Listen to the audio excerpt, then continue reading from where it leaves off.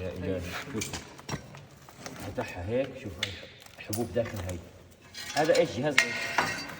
هذا على اساس ملف نحاس مشان ينظم الكهرباء. هذا بنظم الكهرباء جهاز. هذا على اساس ينظم الكهرباء وجواته الحبوب. جواته الحبوب. نقدر نطلعها هاي؟ نعم. نطلع.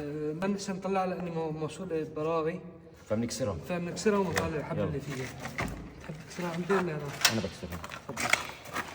حقد على خليها هيك تكسرها. حقد على المخدرات في العالم العربي يا اصدقائي.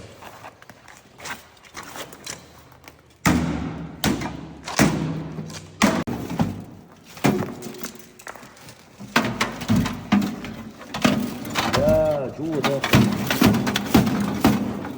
والله العدد اللي طلع.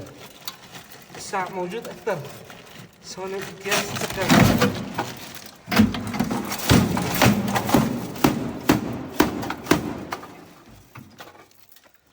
هذا طلع حتى موجود هي مشان ما يسترطب، لأن هي بضاعتهم وتجارتهم مشان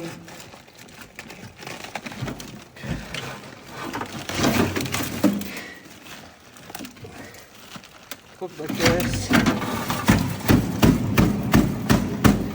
هذا جهاز واحد فيه كمية كبيرة. هذا جهاز واحد بس.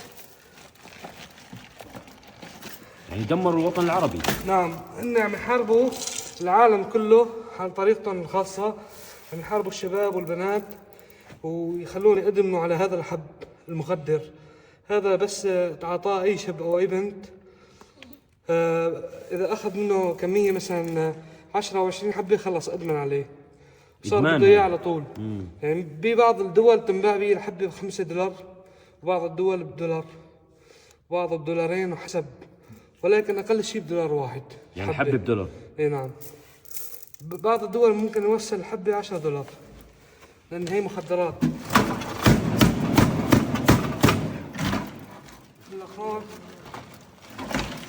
وهاي طاولات كمان كانت تصدر داخلها الحبوب. شوفوا هون من جوا كانت الحبوب ملزقة.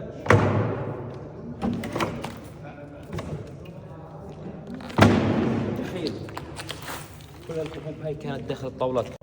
شوف كيف كانت تصدر مخدرات عن طريق كراتين مثل هاي. شوفوا أحجام، مصنع كامل متكامل.